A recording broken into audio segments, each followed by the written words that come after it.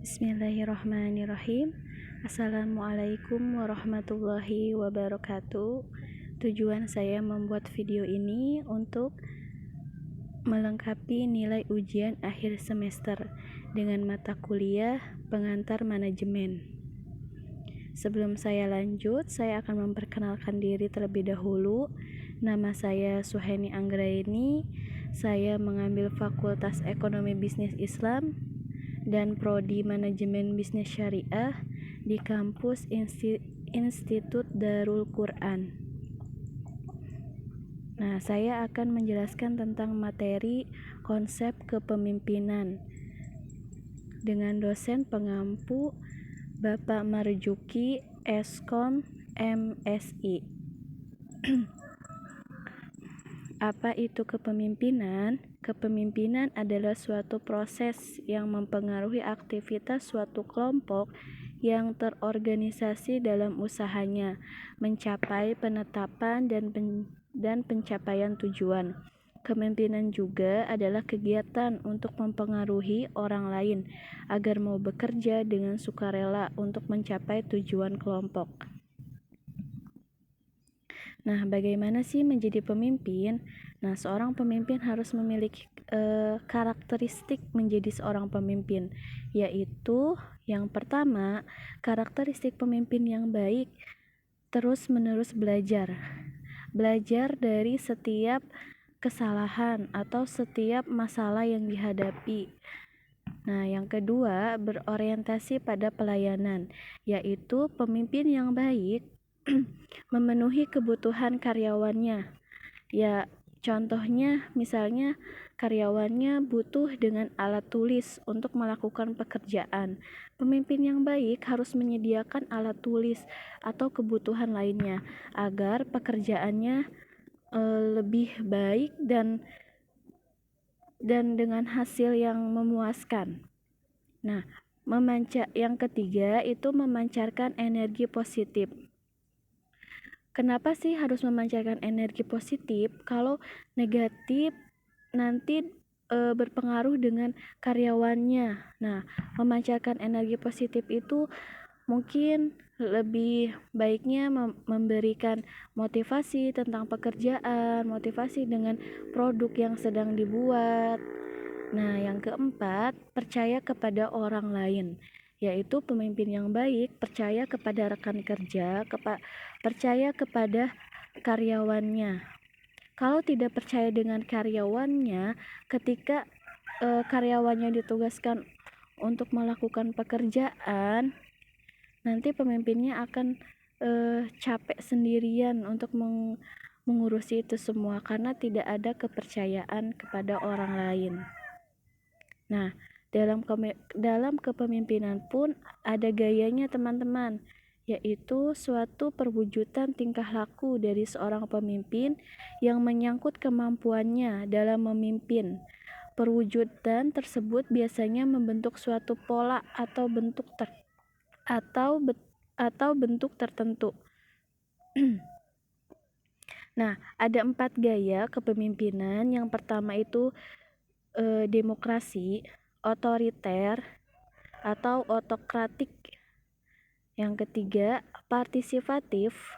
Yang keempat, bebas tindak.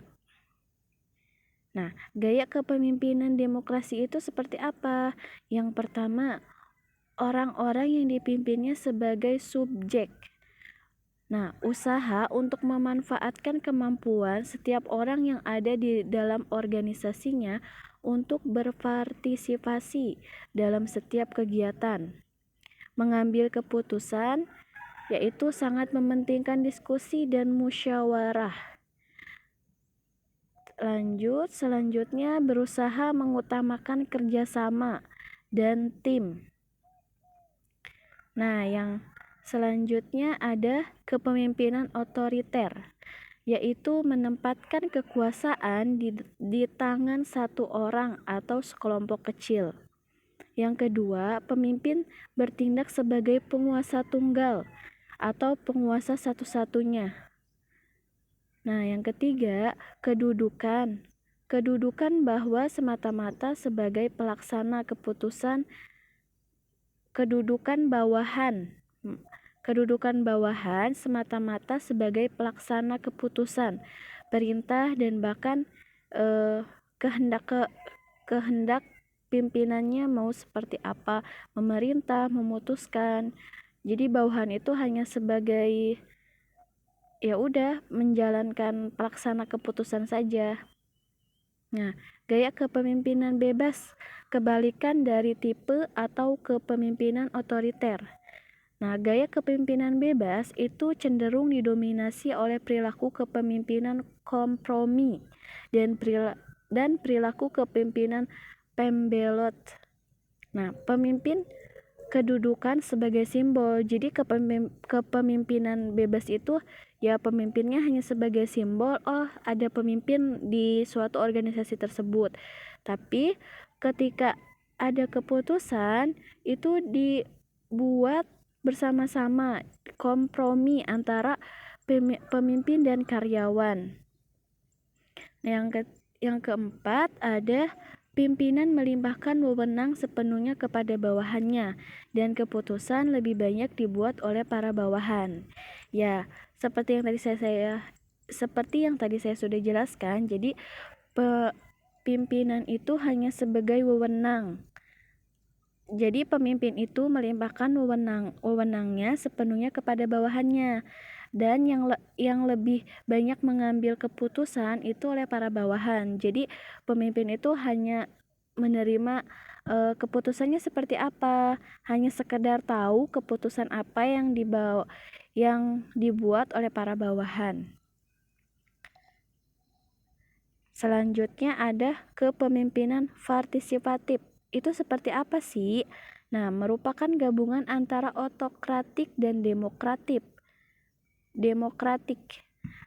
Pemimpin menyampaikan hasil analisa masalah dan mengusulkan tindakannya. Jadi pemimpin itu menyampaikan analisanya tentang suatu masalah, lalu dia pun mengusulkan tindakannya mau seperti apa.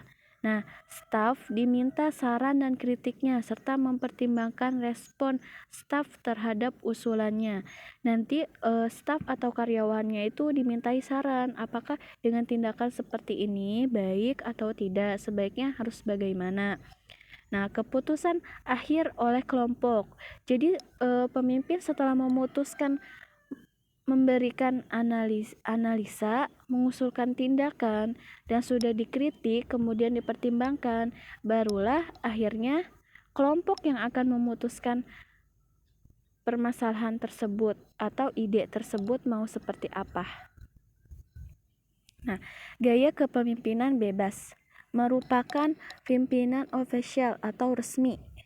Pimpinan melimpahkan wewenang sepenuhnya kepada bawahan.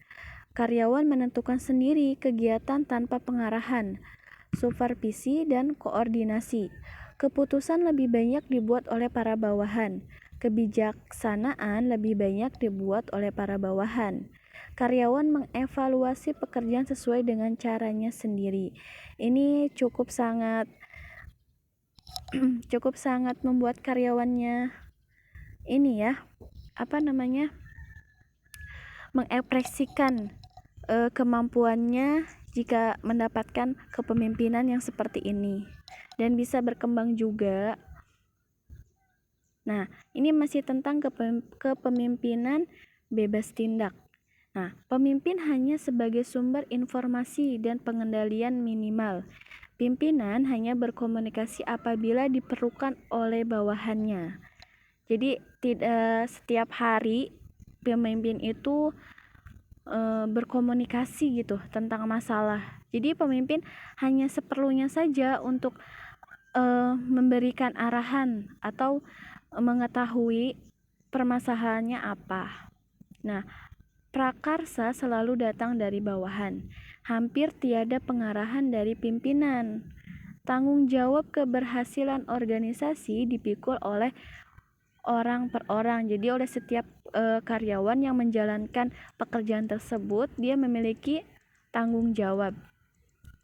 Nah, lalu ada pendekatan perilaku kepemimpinan. Pendekatan ini mencoba untuk menentukan apa yang dilakukan oleh para pimpinan efektif bagaimana mereka mendelegasikan tugas, bagaimana mereka berkomunikasi dan memotivasi mereka, bagaimana mereka menjalankan tugas.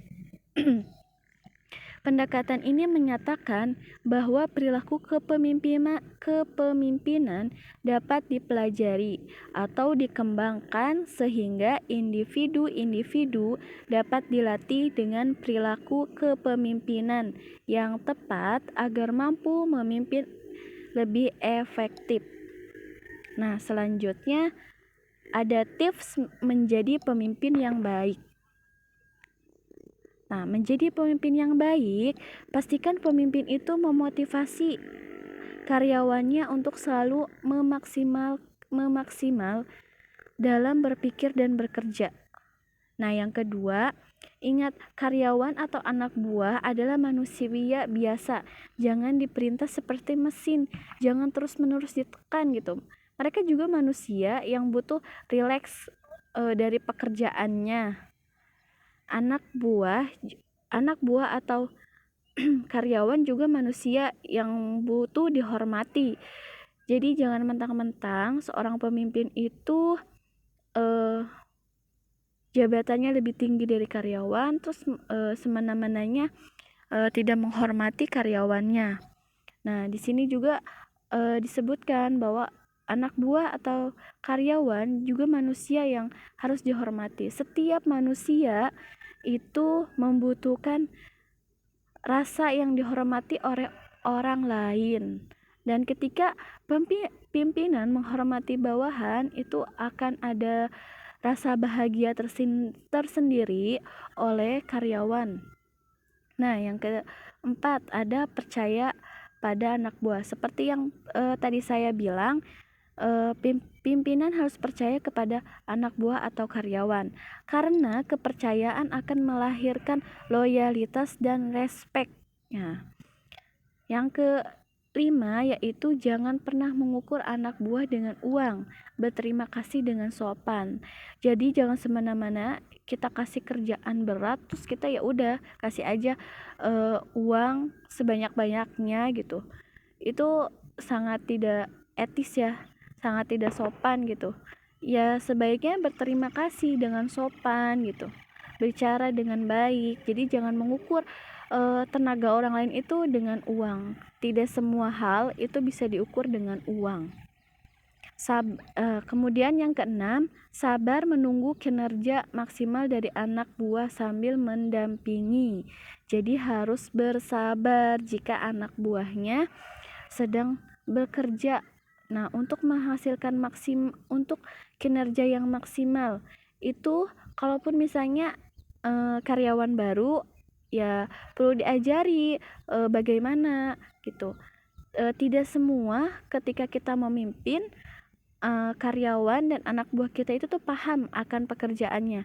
Siapa tahu dia belum pernah bekerja, atau yang udah bekerja pun belum tentu paham gitu. Karena setiap dari perusahaan atau tempat-tempat pekerja pasti sistem dan cara kerjanya berbeda, dan itu perlu didampingi dan harus bersabar. Oke, sekian dulu video ini. Terima kasih. Dan saya ucapkan terima kasih kepada para dosen dari Institut Darul Quran atas ilmu yang sudah diberikan. Semoga bisa bermanfaat bagi saya. Dan kemudian saya berterima kasih juga kepada Bapak Marjuki atas ilmu yang diberikan. Terima kasih. Wassalamualaikum warahmatullahi wabarakatuh.